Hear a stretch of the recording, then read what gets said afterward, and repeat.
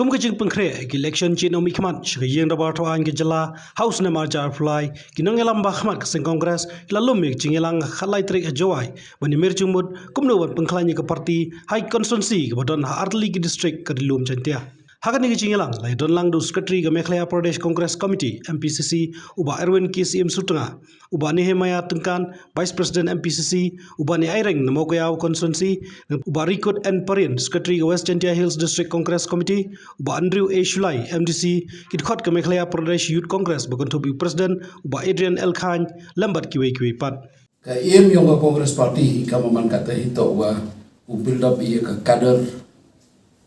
kader base membership yung party kader base mod ibru u peng imbiang iya kata kajing syaw chanya ki paibat wa yogi ka party congress kam ka party ko wanra iya ka jingkermen hakan ka power ka kenta wa ka state em ka kajing chakai ki jing the UAP ki wa boni to the kalam ya governance untuk dang vice president of MPCC on cabinet on the move was the promise, but now we have cabinet forced by the court. The courts have been the Honorable Meghalaya High Court has been passing orders on various issues. Agency ka order ko issue ka Meghalaya High Court ka PIL wa file lawyer san sila. Daklam che ko kadar tay.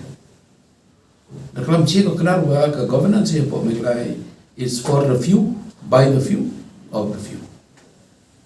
Not of the people, by the people, for the people.